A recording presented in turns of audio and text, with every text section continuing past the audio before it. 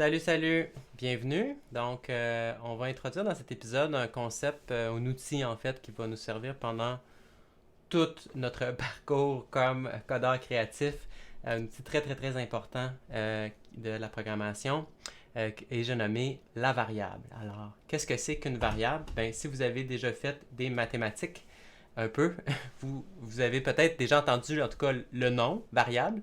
Je vais aller au tableau rapidement pour vous montrer un peu qu'est-ce que souvent on entend par variable. Donc, ça, par exemple, ça serait une variable. Hein. X, mettons, souvent on va se dire x égale 4. Donc, la variable x, en fait, quand je dis x, à partir de maintenant, je sais que ça vaut 4. Fait que si j'ai écrit quelque chose comme y égale x plus 3, hein, en mathématiques, traditionnellement, ben, on va savoir que x vaut, en fait, ici, 4, donc que y vaut 7. OK? Bon. Ça, c'est en mathématiques. En programmation, ça ne sera pas tout à fait la même chose, mais on va retenir cette idée-là, OK, de base qu'une variable, ben, c'est comme quelque chose qui contient une valeur. Souvent, j'aime bien l'analogie de la petite boîte. Donc, c'est comme une petite boîte, OK, qui a une petite étiquette, OK, qui s'appelle X. Et à l'intérieur de ça, il y a comme une valeur mystère. Ça pourrait être, quand on va ouvrir la boîte, on va voir qu'il y a le chiffre 4 ou le chiffre 3 ou le chiffre moins 10, peu importe. Ouais, ben moins 10, c'est pas un chiffre, c'est un nombre en tout cas. Peu importe, vous comprenez l'idée.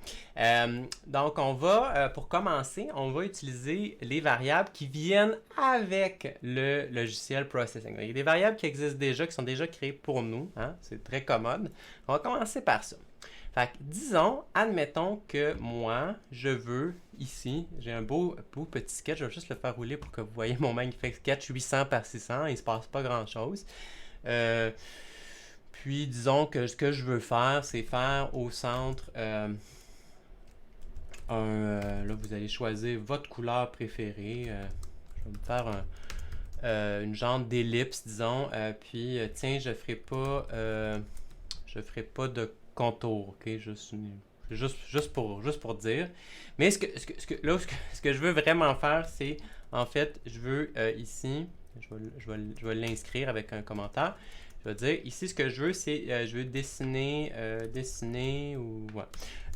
une ellipse en plein centre, proportionnelle à l'écran, à la fenêtre, ok? Donc ça, c'est mon but. Je vais juste aller vous l'illustrer au tableau pour que vous voyez qu'est-ce que je veux dire. Donc, première étape, on va effacer tout ce que je viens de faire. Puis, imaginons que ici, j'ai ma fenêtre, justement, qui fait 800 par 600, OK? Puis, dans le fond, je veux en plein centre. Donc, les ellipses, ils se dessinent à partir du centre. Donc, 400, au point 400, 300, hein, c'est comme en plein milieu. Puis disons que ce que je veux faire, je veux que mon ellipse elle fasse exactement, qu'est-ce qu'on pourrait dire? Mettons que je veux que la largeur soit proportionnelle à 80%, OK? Donc 80% de 800, OK? Fait que la largeur ici, ça va être 8 dixièmes de 800. 80% de 800, ça fait quoi 80% de 800? Ça fait 8, 8 fois, je pense que ça fait 640, ok? Donc 640. Puis ici, bon, on pourra calculer 80% de 600, c'est 40, 480, voilà. Ok, bon, ça fait 640 par 480, ça a du bon sens. Hein, c'est des chiffres qu'on a déjà entendus. Donc voilà, je veux une ellipse. Fait que là, j'ai fait mon calcul. Hein, 80% de 640. Pardon, 80% de 800, ça donne 640. J'ai fait mes calculs. Fait que je sais la largeur et la hauteur que je veux. Donc, en me basant là-dessus, ben, je vais venir ici, dessiner mon ellipse au point 400, 300, hein, comme dans on vient de le voir. Donc, au centre, c'est 400, 300. Et de la largeur, on va vouloir 640 par 480. OK? Voilà. Donc, c'est un peu compliqué. Il a fallu que je fasse des calculs moi-même. Mais j'arrive quand même à mon résultat. J'ai mon ellipse, ma magnifique ellipse, drôle de couleur, qui va être comme ça au bon endroit avec les bonnes proportions. Bon. Admettons que quelqu'un arrive comme ça et me dise, ou moi-même, je me dis, c'est trop petit. J'aimerais ça grandir la fenêtre. Donc, facile, hein, on le sait. Comment on fait pour agrandir la fenêtre? Ben, on peut venir tout simplement ici. Là, je vais dire, ben, regarde, je veux ça 1000, mais bon, je fais n'importe quoi. Là, en fait, je veux le 1000 par 400. Je sais pas pourquoi je voudrais ça 1000 par 400, mais bon, mettons, je veux 1000 par 400. OK. Fait que là, je roule ça. Et là, tout d'un coup, hein, on a perdu l'idée centrale. Qu'est-ce que je voulais? Dessiner une ellipse en plein centre proportionnelle à la fenêtre. Ben là, elle n'est pas en plein centre, et puis proportionnelle à la fenêtre, elle dépasse. J'ai un problème. Donc, comment est-ce qu'on peut résoudre ce problème-là? Ben, on pourrait se dire, OK, ben on va venir ici refaire les calculs. On va venir changer toutes ces valeurs-là qui sont ici. Mais, tu sais, c'est un peu quand même, c'est un peu compliqué, c'est un peu long.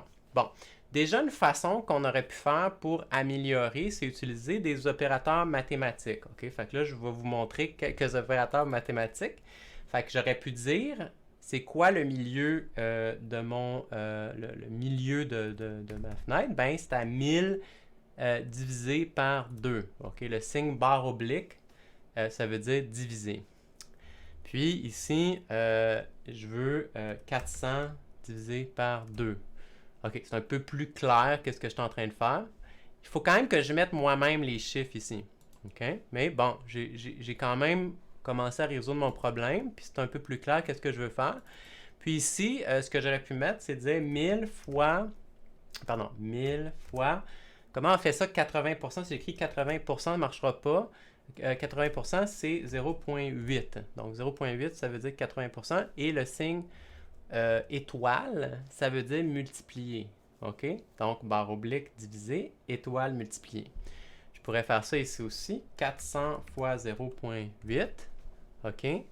Et à ce moment-là, ben, j'ai pas eu à recalculer, à refaire moi-même les calculs de tout. Puis, je réussis à avoir mon ellipse qui est proportionnelle, comme je l'avais prétendu, 80% de la largeur, 80% de la hauteur en plein centre. Bon, problème. Même problème, par contre, si j'arrive et je dis « Ah, finalement, j'aimais pas ça, je veux retourner à 800 par 600 », ben là, encore une fois, j'ai un problème. Donc, le problème fondamental que j'ai ici, c'est que je travaille toujours avec un paquet de chiffres, OK? Je travaille toujours avec un paquet de chiffres, et ces chiffres-là, il faut toujours que il faut que je pense à aller les changer un peu partout. Là, j'ai juste une ellipse, là. J'ai pas un dessin complet avec plein d'éléments, des triangles, des rectangles, toutes sortes d'affaires pour venir dessiner une forme complexe. J'ai juste une ellipse et déjà, ça devient un problème dès que je veux changer une affaire. Donc, les chiffres comme ça, quand on voit des chiffres un peu comme qui semblent devenir on ne sait pas trop de où, ben on appelle ça des nombres magiques. Bon, ça fait beaucoup de concepts. J'ai présenté les variables. Vous n'êtes pas obligé de vous rappeler tout ça, on va y revenir un peu. Mais juste rappelez-vous que les nombres magiques, en général, c'est pas bon. OK? On essaie d'en avoir le moins possible. Les nombres magiques, c'est des nombres comme ça qu'on retrouve, OK? Comme 1000, 400, même ces nombres-là, à la limite. On ne sait pas. Mettons quelqu'un qui arriverait et qui lirait le code, il ne saurait pas trop qu'est-ce qu'on veut dire par ça, ces chiffres-là. Il faudrait qu'il creuse un peu. Ah oui, c'est vrai. OK, je comprends. Le 1000 ici, c'était la valeur que tu voulais de la largeur et la hauteur. Bon. Fait que c'est pas très instructif et c'est pas très flexible et c'est un peu dangereux au sens où ça devient compliqué, ça complexifie la tâche du programmeur qui doit se rappeler de tout ce qu'il ou ce qu'elle a fait. Alors, que faire dans ce cas-là? Ben, c'est là que les variables vont venir à notre rescousse. Processing va vous fournir en particulier 2 variables. Je vais retourner ici à mon tableau. 2 variables. Une qui s'appelle width. OK? Et une autre qui s'appelle height. Et ces variables-là, elles vont toujours contenir la valeur dans le cas de width, la valeur de la largeur. Donc, si on veut, c'est comme si j'avais dit 16, 800, 600, ben c'est comme à ce moment-là, width va savoir que quand on va regarder dans la petite boîte qui contient width, ben on va trouver le chiffre, le nombre 600. Et même chose pour height, qui va toujours reprendre la valeur de la hauteur. Donc, on va pouvoir se servir de ça pour simplifier le code, le rendre beaucoup plus lisible et beaucoup plus flexible, beaucoup plus robuste. Donc ici, en fait, plutôt que d'avoir à venir ici et à venir changer les valeurs pour toujours se réadapter à 800, 800, 600, 600, 800 fois 0.8, 600 fois 0.1. Donc, plutôt que d'avoir à utiliser ces nombres magiques, je vais pouvoir remplacer ces expressions par des variables. Pardon. Donc, je vais pouvoir remplacer tout ce qui est 800 par width, hein? Tout ce qui est 600 par height, et ainsi de suite. Et vous voyez d'ailleurs que Processing va venir comme mettre ça dans une belle couleur rose pour nous signifier qu'il a reconnu le terme. Parce que souvent d'ailleurs, c'est un peu compliqué. Hein? Width, ça s'écrit W-I-D-T-H et non pas H-T. Et height, c'est l'inverse. C'est G-H-T et non pas G-T-H. Bon. Fait que si vous vous trompez, ça ne va pas être rose. Dès que c'est rose, ça veut dire que c'est une variable built-in, une variable intégrée. Alors voilà, donc qu'est-ce que j'ai fait ici? Pas grand chose de plus, j'obtiens le même résultat. Mais qu'est-ce que j'ai gagné? Ben, ce que j'ai gagné, premièrement, c'est beaucoup plus lisible. Je vois, ah oui, ça vous allez le voir, quand c'est écrit width divisé par 2, height divisé par 2, tout de suite je me dis, ah, c'est en plein au milieu de l'écran. Puis ici, on va voir, ok, ça veut dire 80% fois la largeur. Donc, ah, ok, déjà c'est un peu plus évocateur, quelque chose comme width fois 600. Bon, je sais pas, c'est quoi ce 600? C'est-tu la largeur, la hauteur, un chiffre que j'ai pris au hasard? On ne sait pas, tu sais, en regardant.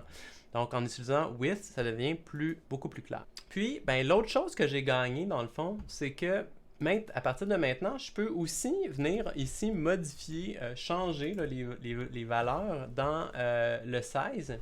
Et ça va automatiquement, les variables ici vont automatiquement s'ajuster à ces nouvelles valeurs-là. Donc, mon ellipse, peu importe les valeurs que je vais choisir, va toujours se retrouver en plein centre. Je n'aurai pas besoin de tout refaire. Alors, ça, c'est quand même quelque chose d'assez important.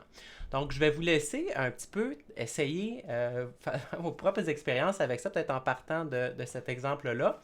Donc, essayez de voir ce que ça donne si vous changez les valeurs dans 16, puis ben, essayez de voir qu'est-ce que ça fait si vous venez changer, par exemple, au lieu de diviser par 2, qu'est-ce que ça donne si vous faites diviser par 4 ou fois quelque chose, peut-être changer ici les valeurs. Donc, essayez de faire vos propres expériences pour essayer de voir qu'est-ce qui est possible de faire avec ça, puis de voir si vous comprenez, ça va vous permettre de mieux comprendre qu'est-ce que vous faites, ce qui est toujours pratique, c'est toujours bon de comprendre un peu qu'est-ce qu'on fait en programmation, même si la plupart du temps, on ne sait pas trop exactement qu'est-ce qu'on fait.